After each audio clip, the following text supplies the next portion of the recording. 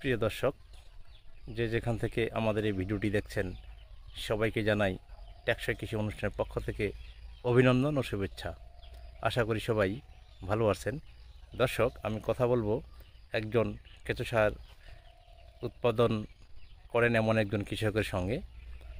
তো এই কৃষক ওনার নিজের পরিচয় দিবে এবং কতদিন থেকে কেঁচো সার উৎপাদন করে আসছে এবং এই কেঁচো সার উনি ওনার নিজের সব ফসলে প্রয়োগ করে কি ফসলের উৎপাদন হয়েছে তা নিজের মুখে বলে। কি নাম আপনার? আমার নাম মোহাম্মদ আলমগীর। আলমগীর ভাই। আলমগীর ভাই, কেমন আছেন আপনি? আলহামদুলিল্লাহ ভালো আছি। আচ্ছা আলমগীর ভাই, আপনি কি নিজে কেঁচো সার উৎপাদন করেন? জি, আচ্ছা, আপনি কতদিন থেকে কেঁচো সার উৎপাদন করেন আলমগীর ভাই? মোটামুটি 5-6 বছর। 5-6 বছর। আচ্ছা, 5-6 বছর থেকে যে আপনি কেঁচো সার উৎপাদন করেন, আপনি কি বিক্রিও করতেন, নিজের ফসলে প্রয়োগ করতেন, কোনটা? বিক্রি করতাম না, নিজের ফসলের জন্য করতাম। নিজের ফসলের জন্য।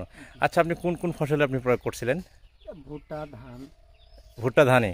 জি, আচ্ছা, এর আগে তো আপনি রাসায়নিক সার ব্যবহার করতেন ফসলে, তাই না? জি, আচ্ছা, কেঁচো সার দেওয়ার পরে আপনার ফসলের রেজাল্ট কেমন ছিল? রেজাল্ট ভালো ছিল। কি ভালো ছিল? ভালো হলে আপনার গাছের শক্তি ভালো রাখে বা গাছ ভালো রাখে, কালার ভালো থাকে। আচ্ছা, আগে যে আপনি রাসায়নিক সার দিতেন ফসলে আর পরে যে আপনি কেঁচো সার ব্যবহার করছেন, হ্যাঁ, এর তুলনাটা কি আপনি দেখছেন? আপনি এতে এটা রাসায়নিক সার থেকে আর ক্ষমতা বেশি। ক্ষমতা বেশি? জি, এই মনে করেন যে গাছের কালারটা রাখি রে, এই কালারটা সহজে যায় না। ও আচ্ছা আচ্ছা, বেশ কিছুদিন থাকে। বেশ কিছুদিন থাকে। এবং রোগবালাই কি ছিল ফসলে? রোগ বালাই একটু কম। কম ছিল। আর যারা রাসায়নিক সার দিয়ে করছে আর আপনি যে কেঁচো সার দিয়ে করছেন, মানে ফসল উৎপাদন কেমন হয়েছে? উৎপাদন ওই রাসায়নিক থেকে কিছুটা বেশি। বেশি না?